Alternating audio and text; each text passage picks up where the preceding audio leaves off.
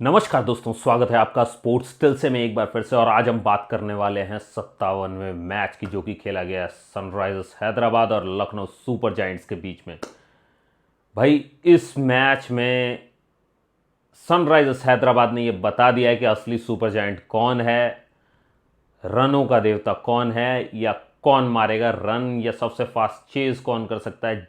जो भी आप कहना चाहो रनों के मामले में, वो आप कह सकते हो सनराइजर्स हैदराबाद को, क्योंकि अभी तक इस तरीके की पिटाई, ऐसी धुलाई बॉलरों की किसी भी टीम ने नहीं की है, और इस तरीके का स्कोर, इतनी जल्दी चेज अभी तक किसी ने भी नहीं किया है।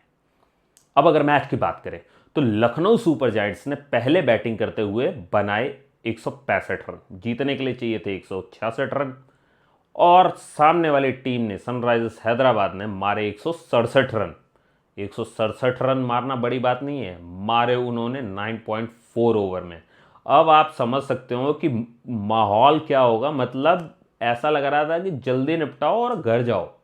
वो वाला काम किया है लखनऊ सुपर जायंट्स के साथ सनराइजर्स हैदराबाद ने। पहले बैटिंग करने आया लखनऊ सुपर जायंट्स, और उसमें और कोई तो कुछ खास चला नहीं, लेकिन आयुष बदोनी ने 55 रन बनाए थे 30 बॉलों में, और साथ ही 48 बनाए थे पूरन ने 26 बॉलों में।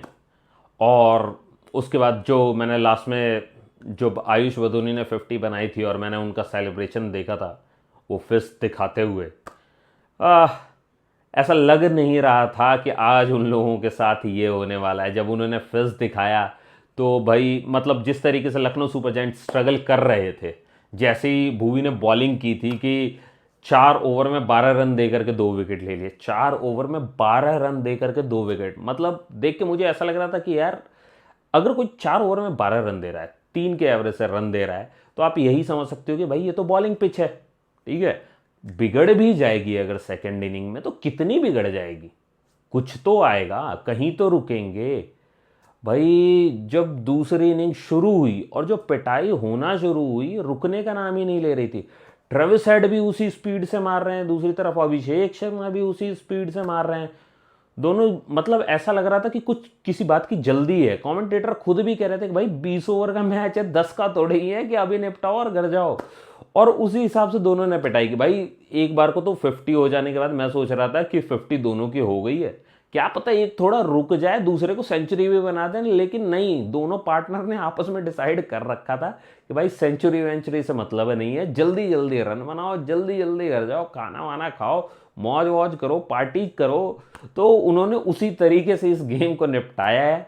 और ट्रेविस हेड की क्या ही बात करें। मतलब बंदा टारगेट लेकर के एकदम क्लियर है कि नहीं, और कुछ नहीं करना है, सिर्फ पिटाई करनी है। मतलब एक टाइम तो ऐसा था कि उनके 100% रन जो थे वो बाउंड्रीज में थे।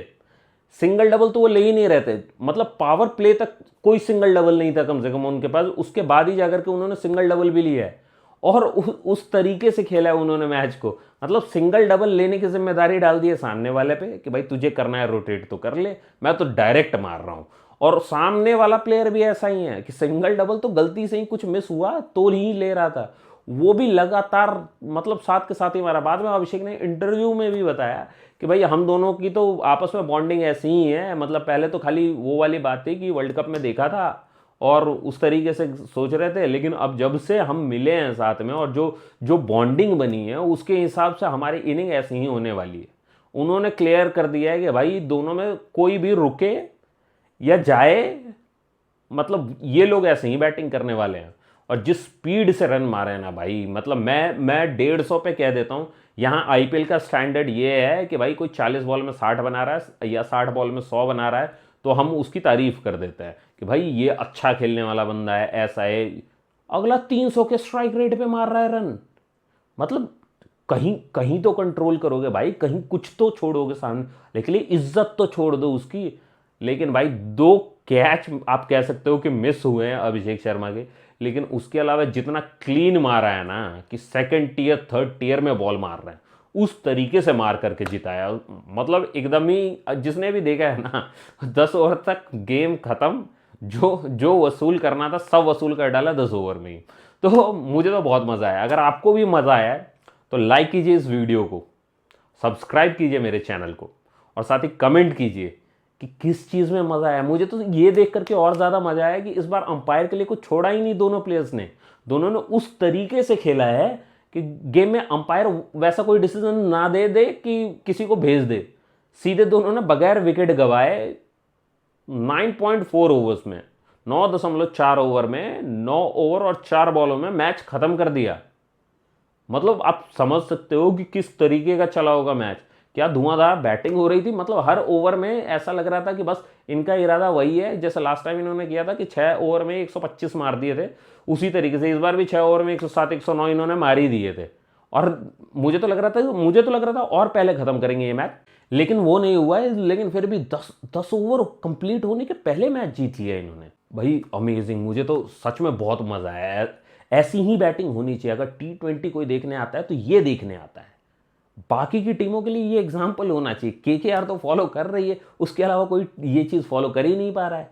एक एसआरएच चाहिए जो अपनी ही धुन में आगे बढ़ जाए। अब हम सब तो ये सोच रहे थे, हम सारे फ्रेंड्स ये सोच रहे थे कि अगर एसआरएच की पहले बैटिंग आ गई होती तो आज क्या हम ट्रिपल सेंचुरी देखने वाले थे मैच में या उससे भी आगे। क्योंकि मतलब दोनों का मूड वैसा ही था। 10 ओवर तक इन्होंने जो मारा था वो आपके सामने है, और 10 ओवर भी कंप्लीट नहीं हुए थे। तो आप समझ ही सकते हो कि ट्रिपल सेंचुरी तो आप एक्सपेक्ट कर सकते हो, और नहीं तो ये अपना 287 का रिकॉर्ड तो ज़रूर तोड़ देते। तो भाई मैं तो चाहता हूँ कि आगे भी ये ऐसे ही बैटिंग करे। तो अब आज के लिए बस इतना ही था भाई। जल्दी जल्दी इसे ख़त्म करते हैं क्योंकि इन्होंने मैच भी जल्दी जल्दी ख़त्म कर दिया है। धन्यवाद।